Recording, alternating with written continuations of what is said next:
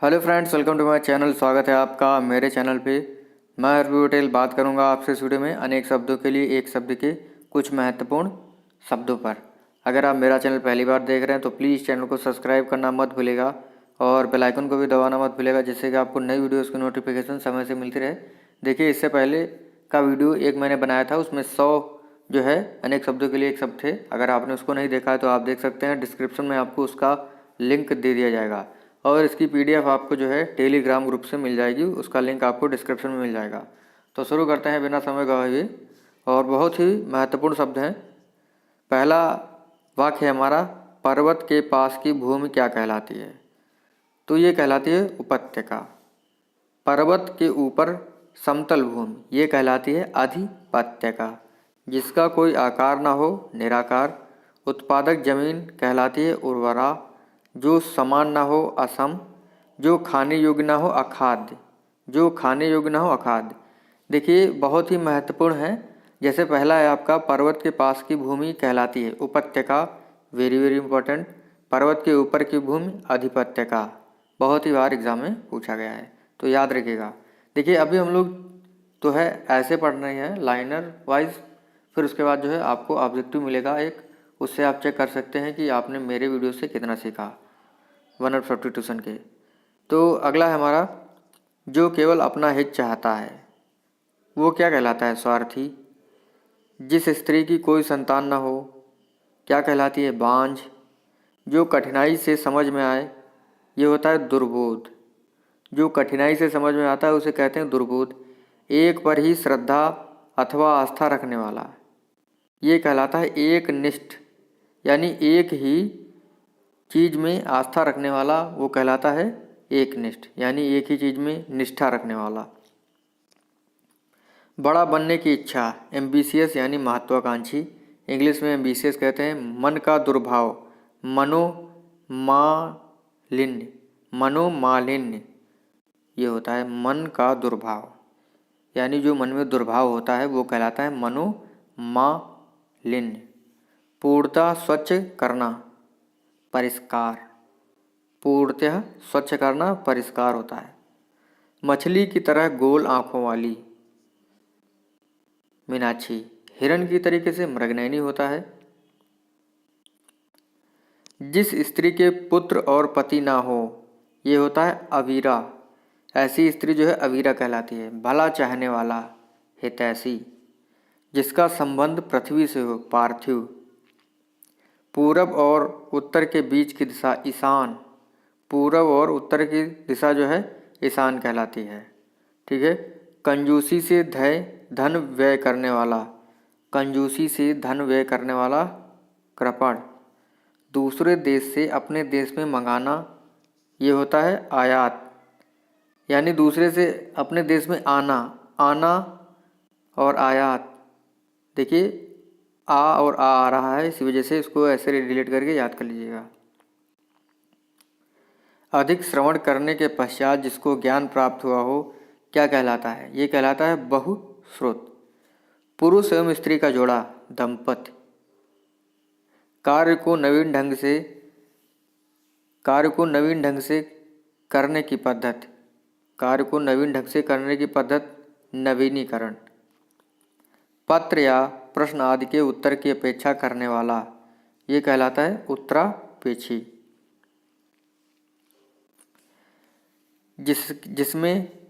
जिसके समान दूसरा ना हो, जिसके समान दूसरा ना हो तो ये कहलाता है अप्रतिम। जहाँ पहुँचा ना जा सके, अगम। जहाँ पहुँचा ना जा सके, अगम। किसी के प्रति उदारता एवं कृपा पूर्वक किया जाने वाला व्यवहार, अनुग्रह। जिसे पार करना कठिन हो, दुर्गम। जिसे पार करना कठिन हो, दुर्गम। इसके पहले हम लोगों ने पढ़ा था जहाँ पहुँचा ना जा सके वो अगम होता है, जिसे पार ना किया जा सके वो होता है दुर्गम। ठीक है। जो शत्रु की हत्या करता है, शत्रुघ्न। हर काम को देर से करने वाला दीर्घसूत्री कहलाता है। ठीक है। अनुशासनात्मक कार्यवाही की प्रक्रिया के फलस्वरूप पद से नीचे उतरना, पदावनत। किसी बात को करने का निश्चय क्या कहलाता है? संकल्प। जो कानून के अनुकूल ना हो, अवैध। जो वस्तु नाशवान हो, नश्वर, सभी को पता है। साहित्य से संबंध रखने वाला, साहित्यिक। जो सरलता से प्राप्त किया जा सके, सुलभ। जीवन की इच्छा, जिजीविषा। देखिए, मैंने जितने भी वन वर्ड सब्स्टिट्यूशन कवर किए हैं इतने महत्वपूर्ण हैं कि आपको एग्ज़ाम में इनसे ही मिल जाएगा। लगभग जो है हम लोगों ने 186-87 जो है वन वर्ड सब्स्टिट्यूशन कवर किए हैं। पहले में 100 कवर किए थे, इसमें भी 80 से 85 हम लोग पढ़ेंगे। तो PDF आपको मिल जाएगी, तो आप लोग जो है आराम से पढ़ लीजिएगा और प्रिंट आउट निकला लीजिएगा, तो आपको जो है ज़्यादा सुविधा रहेगी, क्योंकि मैंने उन्हीं को शामिल किया है जो एग्ज़ाम में पूछे गए हैं और महत्वपूर्ण हैं। जिसका अनुभव इंद्रियों को ना हो, अगोचर। एक स्थान पर टिककर ना रहने वाला, यायावर। पूछने योग्य कहलाता है, प्रष्टव्य। कम बोलने वाला, मितभाषी। अधिक बोलने वाला, वाचाल। ईश्वर को ना मानने वाला मनुष्य नास्तिक कहलाता है। बुरी दशा, बुरी दशा है दुर्दशा, यानी बुरी दशा को जो है दुर्दशा कहते हैं। आंखों के सामने वाला होने वाला, प्रत्यक्ष। आय में बड़ा, ज्येष्ठ। दोपहर का समय, मध्याह्न। दोपहर का समय क्या होता है? मध्याह्न। आय में बड़ा, ज्येष्ठ होता है। आँख के सामने होने वाला, प्रत्यक्ष होता है। किसी विषय की पूरी छानबीन करना, ये होता है विवेचन। 48 जो है हमारा, ये वेरी वेरी इंपॉर्टेंट है एग्ज़ाम में, ये काफ़ी बार पूछा गया है, यानी बहुत ही महत्वपूर्ण है। आय व्यय के आंकड़े की जांच करने वाला, ये क्या कहलाता है? अंकेक्षक। क्या कहलाता है? अंकेक्षक। 25 वर्ष पूरे होने पर होने वाला उत्सव, रजत जयंती। जो कठिनाई से जीता जा सके, दुर्जेय। जो कठिनाई से जीता जा सके, दुर्जेय।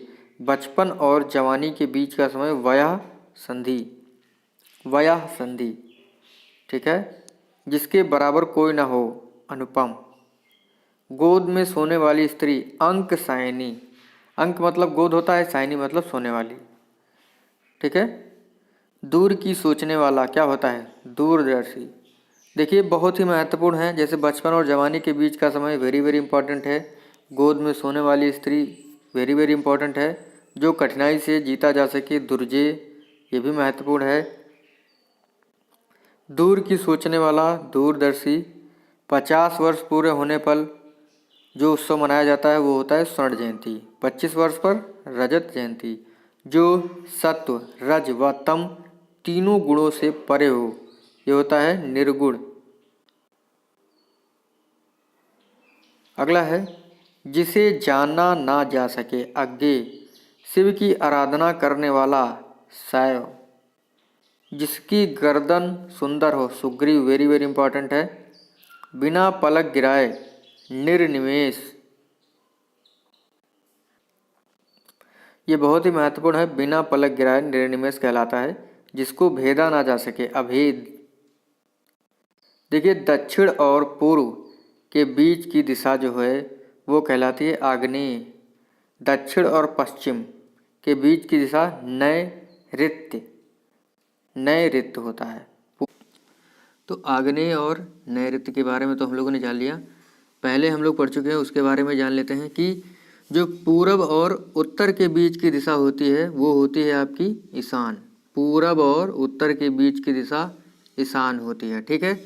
और उत्तर और पश्चिम के बीच, उत्तर और पश्चिम के बीच जो दिशा होती है वो होती है वायव्य, ठीक है। याद रखिएगा आप लोग कि पूरब और उत्तर के बीच दिशा जो है वो ईशान, उत्तर और पश्चिम के बीच जो दिशा होती है वो होती है वायव्य। दक्षिण और पूरब के बीच आग्नेय, दक्षिण और पश्चिम के बीच नैऋत्य। जो भवन गिर गया हो, खंडहर। जिस पर मुकदमा चल रहा हो, प्रतिवादी। अधिक बोलने वाला, वाचाल। जिस पर मुकदमा चल रहा हो वो प्रतिवादी होता है। ये याद कर लीजिएगा, जो मैंने आपको बताया है ये बहुत ही महत्वपूर्ण है। आग्नेय, नैऋत्य, ईशान और वायव्य। जो पेट के बल चलता हो, उरग। किसी छोटे से छोटे काम में त्रुटि ढूंढना, छिद्रान्वेषी, यानी काम में छोटी से छोटी त्रुटि ढूंढना। जहाँ सेना रहती है, सैन्यवास। पुस्तक जो हाथ से लिखी गई है, पुस्तक की हाथ से लिखी प्रति, पुस्तक की हाथ से लिखी प्रति पांडुलिपि, आदि से अंत तक अद्योपांत। जो आभूषण सिर पर धारण किया जाए, शीर्षस्थ। भला चाहने वाला हितैषी, पाप करने के बाद स्वयं दंड पाना प्रायश्चित। किसी ग्रंथ में अन्य व्यक्ति द्वारा जोड़ा गया भाग छेपक।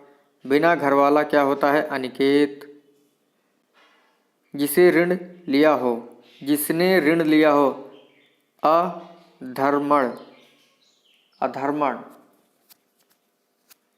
अगला है जिसमें संसार के प्रति मोह ना रहा हो, वीतरागी।